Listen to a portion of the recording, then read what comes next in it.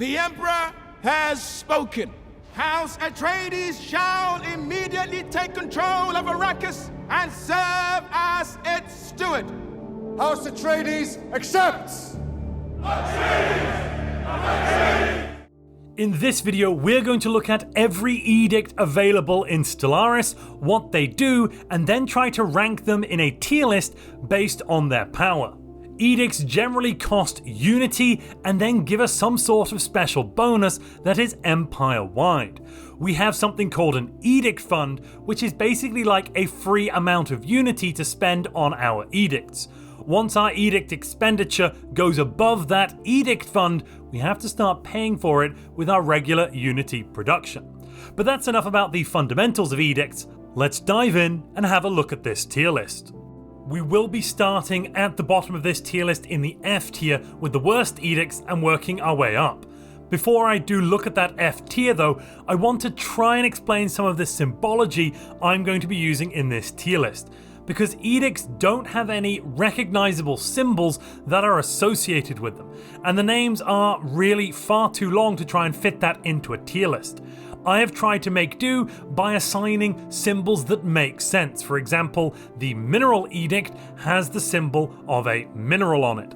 I've also tried to include where it is an ambition. That has been a split picture between the Ascension Ambition technology and then what the edict does. We also have some edicts that have rare resource upkeep. In that case as well, I've got a split icon. The left-hand side of the icon is the rare resource you need to pay in order to keep the upkeep going, and the right-hand side is going to be whatever that edict does. There are also two ways to run edicts. One is to turn them on and basically forget about them unless we unlock some new technologies and want to rebalance what is happening, and the other is to use them only for a short amount of time, possibly a month, possibly even less than that.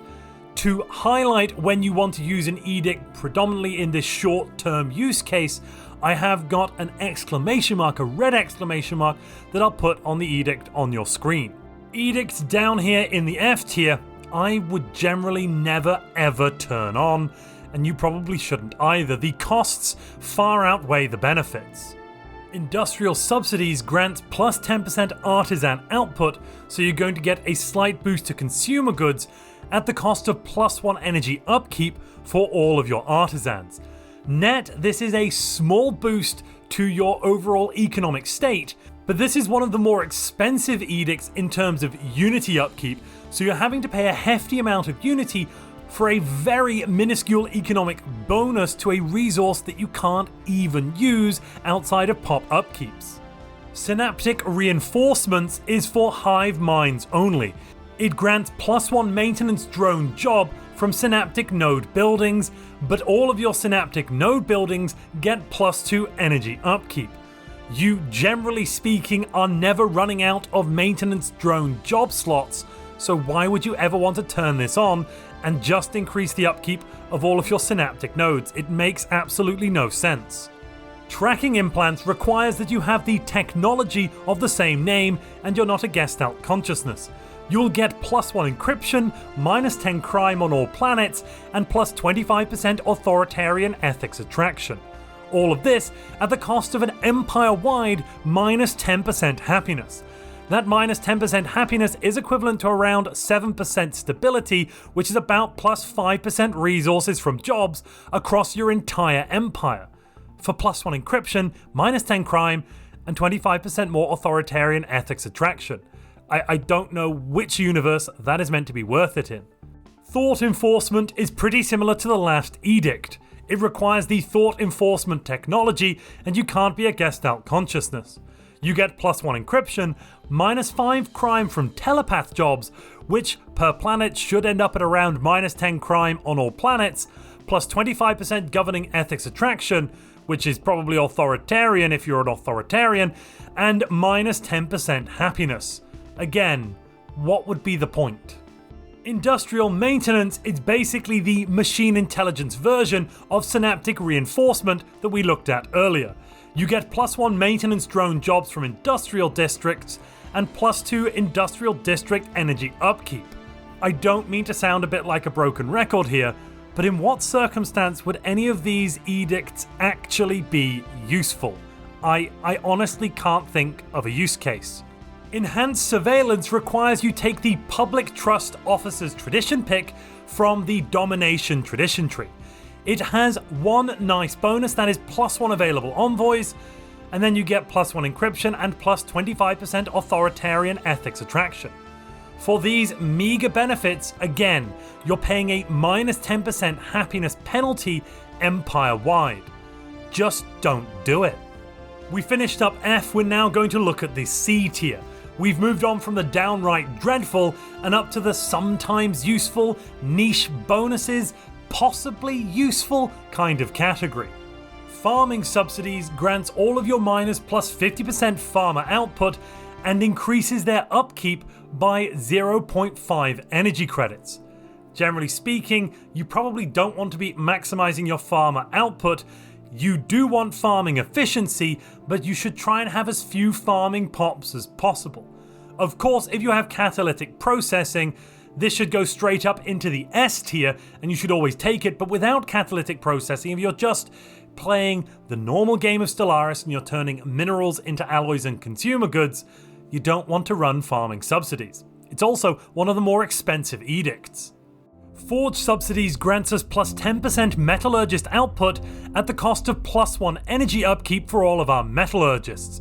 It suffers from much the same problems as industrial subsidies we looked at previously, but alloys are much more important than consumer goods and we can spend them on ships, so I'll put this just one tier higher.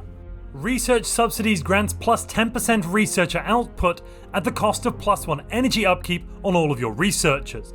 This is also one of the more expensive edicts. You will find that +10% researcher output bonus gets completely drowned out in all of the other bonuses you'll be stacking on your researchers. Yes, it is nice, but it is rarely worth the upkeep in Unity and energy. Drone Overdrive increases the output of your menial drones by 10%. It does, however, increase the amenities upkeep of all of your drones by 10% as well. That extra 10% pop amenities usage will hurt your pop efficiency. Overall, I don't think this is usually worth it, but there might be some niche cases where you've managed to reduce your pop amenities usage through technologies and traditions and other factors where possibly it is actually worthwhile. Land of Opportunity is the special edict you get access to if your empire is some degree of xenophile in its governing ethics. It grants +100% immigration pull and +25% pop growth from immigration. Pop growth from immigration tends to be very low, so this is quite a modest bonus. In addition, that 100% immigration pull modifier again is still actually quite a modest bonus. Greater Than Ourselves is an edict you get access to once the Greater Good Resolution 3 has been passed in the galactic community. It grants +200% automatic resettlement chance, and that's it. I'm not even going to show the tooltip, it just grants +200% automatic resettlement chance. What does that mean? Well, that means if you have any unemployed pops in your empire, it will not double but actually triple the chance of them moving to another planet which has an open job, as long as you are allowing your pops to migrate freely. Now we've come to our first ambition. Ambition edicts are only available once you have the Ascension Theory technology, which is located quite far down in the tech tree. These are some of the most powerful edicts you have available to you. None of them deserve a place in the F tier, all are useful, but I have tried to rank them relative to each other as they are quite powerful with quite high upkeep costs, so I don't think it makes sense to just stick them all right in the top in the S tier. What does this crazy collection of symbols mean though? Well, this is Fortress Proclamation. You get +100% starbase upgrade speed and +100% defense platform build speed. That's a nice boost. You can churn defense platforms out in every 30 days per starbase. Overall, at the late part of the game when this becomes available though, starbases aren't amazing unless you've heavily specialized in making your starbases impregnable, which is possible, but unless you've done that, this generally won't be very useful to your empire. This represents hearts and minds. Hearts and Minds grants plus 100% governing ethics attraction and plus 100% ethics shift chance. If you are authoritarian or egalitarian, you already have access to half of this at a vastly lower unity upkeep. Yes, this can be good to make your empire conform to what it should be, but overall it's not that necessary unless you're having some really big political issues. This symbol combination represents one of the 3 network edicts. We know from the left hand side it requires volatile motes, and the right hand side shows a hyper relay. Networked movement increases the hyper relay upkeep of every hyper relay in your empire by 0.1 volatile motes. You get minus 25% resettlement cost and plus 50% automatic resettlement chance. Overall, having this turned on briefly may be useful, but then you're going to miss out on that plus 50% automatic resettlement chance. Increasing the volatile motes upkeep of larger empires is particularly prohibitive because we really don't want to be spending all of those extra motes. And don't forget, this still costs unity on top of the other rare resource costs. Last up in the C tier we have one of the strategic resource edicts. These cost no unity, just a monthly recurring rare resource cost. This one is terraforming gases. It costs exotic gases, as you might expect, and grants us plus 50% terraforming speed. This does mean if we're terraforming any planets, we can get them up and running faster. However, you do need to leave it running for the duration. You can't just toggle this thing on and off, so the additional cost to terraforming cannot be ignored. If you can spare the gases, turn it on. If you can't, absolutely don't worry about it. And if you're enjoying this video, know that I have issued an edict to grow that like button. The B tier is the distinct middle ground in this list. Some of the edicts here might be relatively good early on, but fade out later in the game, or just be pretty mediocre. Let's dive in. Fortify the border is one of the very first edicts you will have access to. There are absolutely no prerequisites for this, and it grants you plus 50% starbase upgrade speed and plus 2 starbase capacity. Early on in the game, this can be very, very useful, as starbases can be used to boost your economy. You can grow food there, and if you're a Gestalt consciousness, you can also produce energy. Later in the game, this can be helpful as well, as it will allow you 2 extra starbases, which is basically reducing your starbase upkeep by 50% if you are over that cap. Depending on whether you are a hive mind, a regular empire, or a machine empire, this edict will have a different name. All of the effects though are exactly the same. You'll get plus 1 available envoys, plus 2 code breaking, plus 10 base intel level, and plus 10 maximum infiltration. Those envoys are nice, the code breaking is nice, the plus 10 base intel level is really, really good. Getting extra base intel level can push you over certain thresholds, and when you get to the right points, you can know where the enemy fleets are, know what the fleet compositions are, know lots of important details of your opponents. The Bureau of Espionage, Observation Instinct, or Covert Analysis Algorithm is really great for spying. Map the Stars is only available after you adopt the Discovery Tradition tree. You get plus 25% survey speed, a plus 10% anomaly discovery chance, meaning you will have more anomalies out there in the galaxy, and plus 1 ship hyperlane detection range. After the early to mid game, this is completely useless, but very early on, it is absolutely fantastic. Extended shifts can be unlocked by taking the Workplace Motivators tradition in the Domination Tradition tree. It grants plus 10% worker pop resource output and plus 10% slave pop resource output. This comes at a small cost of minus 10% worker and slave happiness. It isn't every single strata that becomes more unhappy though, so as long as you have your species rights set up correctly and you're minimizing the political power of your workers and your slaves, extended shifts is all win, no cost. Omnifarious Acquisition is another ambition. Of course, it comes with quite a high unity cost, but for that you get a plus 33% monthly minerals. That will increase your overall monthly minerals, So everything, every single source of income. Because of the way it works, it does stack multiplicatively with any other mineral income bonuses. The fact that it is only down here in the C tier should tell you how much better some of the other ambitions we haven't come to yet really are. Networked Dominance increases the exotic gas upkeep of all of your hyper relays and grants +3 stability to every planet in your hyper relay network. That means every planet that can trace a direct line from themselves back to your capital via the hyper relays. And of course, as long as you have a hyper relay in your capital is also connected. This is in effect +2% resources from jobs to all of the connected systems. There are better ways of doing this, but you can't say no to small, minute increases. Those kind of stacking bonuses really set your empire apart from the competition in the long run. Crystalline Sensors, when triggered, grants +1 sensor range at the cost of some rare crystals. This is very useful if used early on in the game. You can combine it with lithoid pops that excrete rare crystals and thus improve the exploration ability of every single vessel in your empire immediately with +1 sensor range. It's also one of those ones you want to turn on and then turn off again quickly after only paying for a single month. Use it sparingly, but you can use it to devastating effect if you're trying to go out and explore the whole galaxy.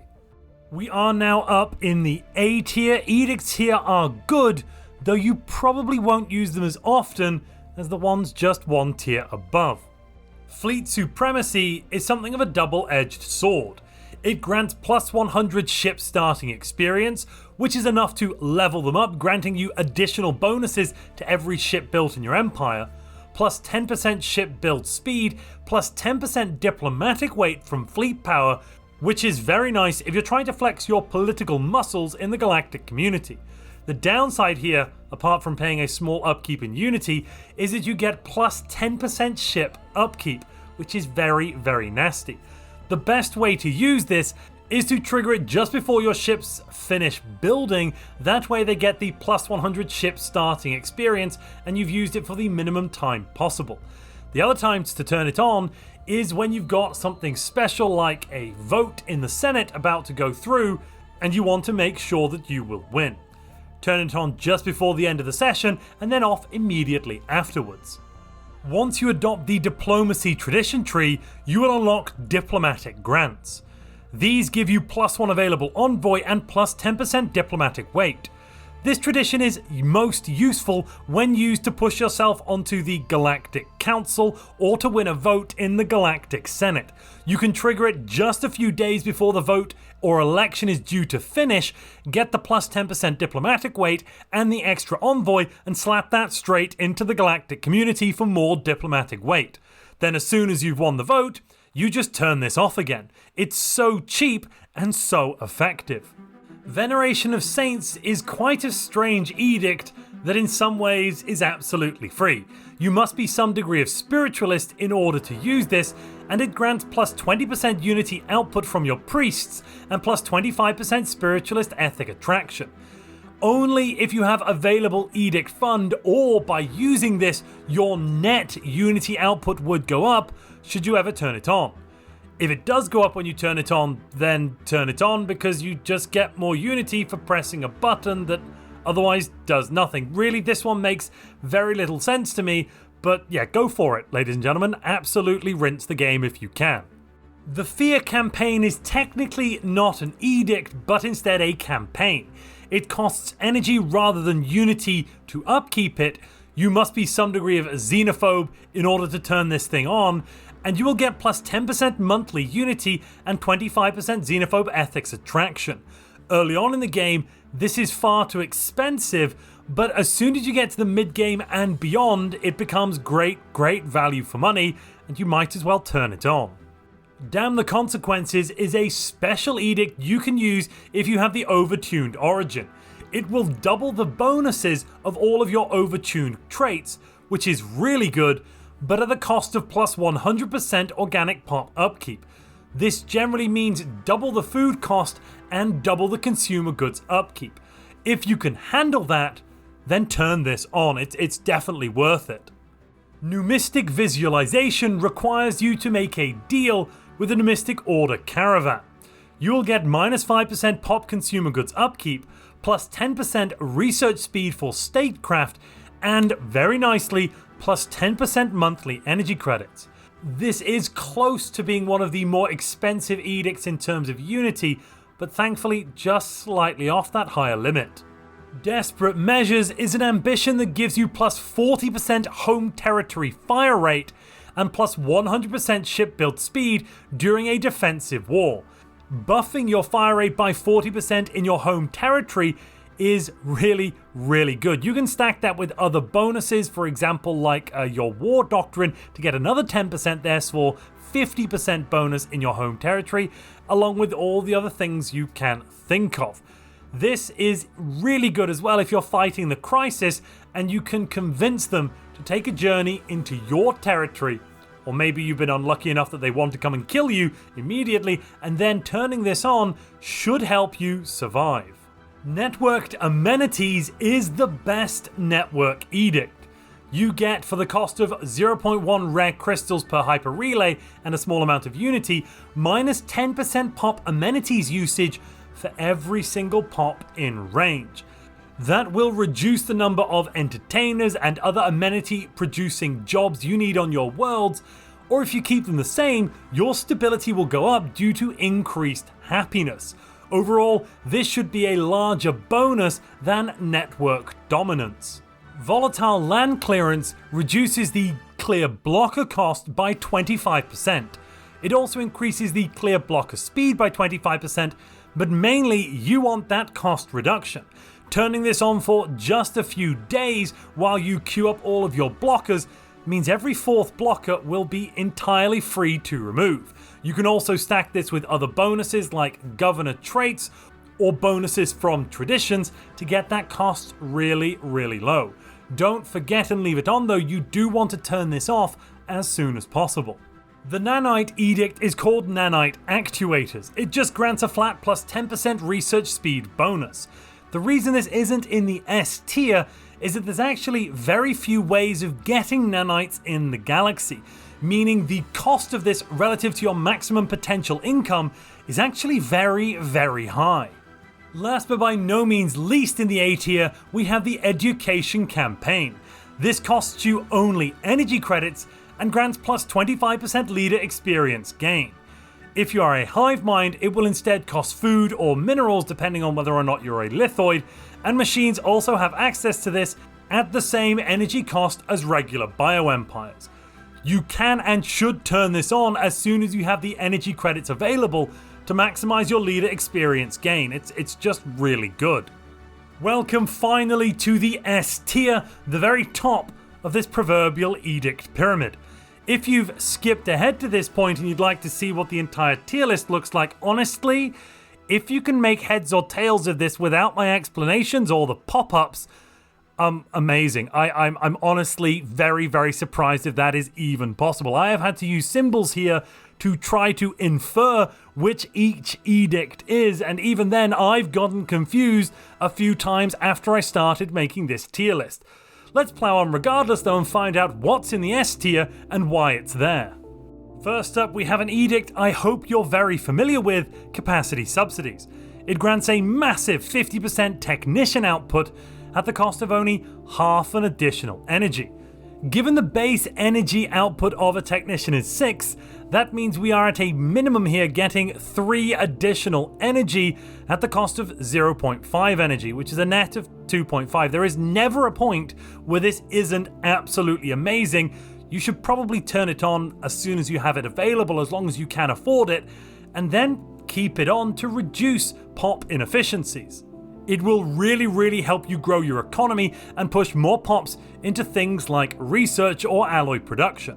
Mining subsidies basically does the same thing as capacity subsidies, but for miners and strategic resource gatherers. You get an additional half an energy upkeep for the miners and strategic resource gatherers, but a massive 50% bonus to their output. You should also turn this one on in conjunction with capacity subsidies as soon as you have it available. It is important for leveling up your economy. Peace Festivals is available to empires that follow pacifism in some shape or form. You get plus 10% happiness empire-wide, and then, I would say somewhat unfortunately, plus 25% pacifist ethic attraction. This basically converts into around 5% additional resource output from jobs empire-wide. It's really good. Information Quarantine is available to authoritarian empires, and it basically does the same as Peace Festivals, but just a little bit worse. You get plus 5 stability, which is around an additional 3% extra output from jobs, but then plus 50% governing ethics attraction, so that's kind of better than the plus 25% pacifist only. This is an edict available to you right from the start of the game, and you should turn it on right from the start of the game. Information Quarantine is important. Speaking of Information Quarantine, I think it's time to briefly lift that quarantine. I think it's time for the secret call out. If you're still watching at this point and you've sat through all of my nonsense in terms of these basically random symbols I've arranged on your screen that I promise mean something to somebody, let me know down in the comments below. I would love to hear from you. If you are some form of egalitarian, you get access to Encourage Political Thought. Ironically, this is actually quite an authoritarian ethic in terms of its effect. What it does is it increases the ethics shift chance by plus 100%. So whatever ethics are currently getting the most attraction in your empire, and those are almost certainly going to be your governing ethics, will be what your pops conform to. If you boost the egalitarian faction, for instance, and then turn this on, you can overload the faction with pretty much all of the pops in your empire.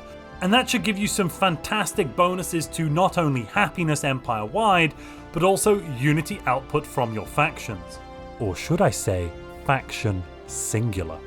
If you have the Doomsday Origin, you get access to evacuation protocols. Turning this on grants plus 100% colony development speed, but the main bonus is that you also get minus 50% resettlement cost.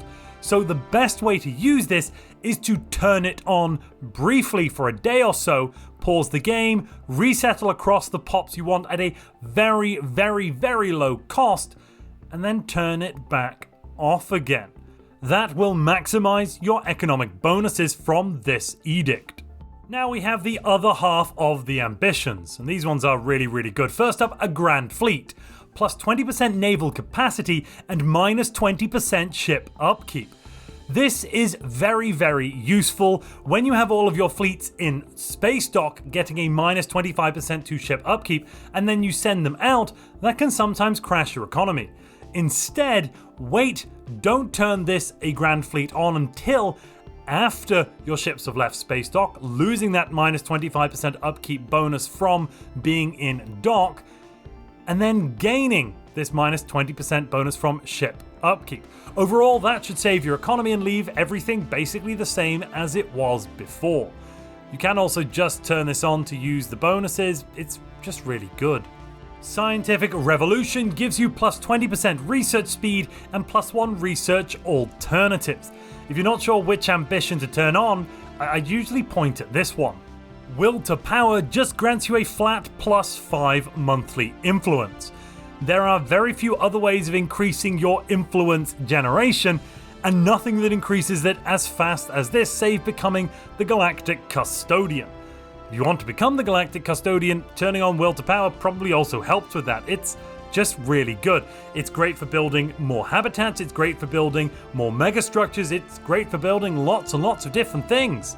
The last ambition in this tier list is definitely also a really good one. Architectural Renaissance gives you plus 50% megastructure build speed, which is basically equivalent to an Ascension perk, plus 1 megastructure build capacity. Yeah, this is the Master Builder's Ascension perk, but you can turn it on and off, and it doesn't take up an entire Ascension perk slot. On top of all of that, you also get plus 100% planetary build speed, so if you're trying to build new planets, new fortress worlds, new anything, it's really, really fast. This ambition is most useful when you're trying to max out all of your megastructures, build all of them, or rush through completing the Ethrophasic engine and winning the game as the Crisis. And we're now into the final few rare resource edicts. First up here we have exotic gases as fuel. You pay exotic gases, you get plus 15% sublight speed. Stacking that with other sublight speed bonuses is great, and additional sublight speed is essential to maintaining both tactical and strategic superiority over an enemy force. This edict and the next few edicts we will see should probably be turned off during peacetime, there's no point paying the resource upkeep, and then turned on during war. Here are the two defensive edicts. We have volatile reactive armor, converting motes into plus 25% additional armor hit points, and exotic gases for shield boost, turning gases into plus 25% shield hit points. Both of these are fantastic and amazing, equivalent to having 5 repeatable technologies turning on or off at the drop of a hat for a very, very low price. This is probably the most confusing symbol combination on this entire tier list. What this represents is all of the rare resource edicts that grant plus 25% weapon damage to one of the 3 weapon types. Those are energy, kinetic, or explosive. Only turn these edicts on if you actually have these weapon types equipped on your ships. If you've only got one ship with one of these weapons, it's probably not worth turning on, but you must not forget to turn them on when you go to war. A 25% boost to weapon damage is phenomenally powerful, and a lot of the time that could actually be the difference between victory and ignominious defeat. Living Metal Mega Construction gives you 50% mega structure build speed, and 90% of the time it's worth it every time. Even if you can only get access to living metal through the galactic market, just buy it, pay the energy, and take that 50% mega structure build speed. Last on this list we have Sight Beyond Sight. For a small amount of Zro, which is the snorty dust of far long dead psychic people, you get minus 15% hyper jump charge time, cooldown, and jump drive cooldown. You also get a bit more quantum catapult accuracy, which is neither here nor there, and +1 sensor range. Overall, once you are at war, this again becomes one of those essential edicts you should just turn on. It's going to get you into the fight faster and harder. If you've enjoyed this video on edicts, but you've been sat here wondering, what are the best Ascension perks in Stellaris and what do they do, then look no further. Simply click the video on screen now and you'll have all of your questions answered.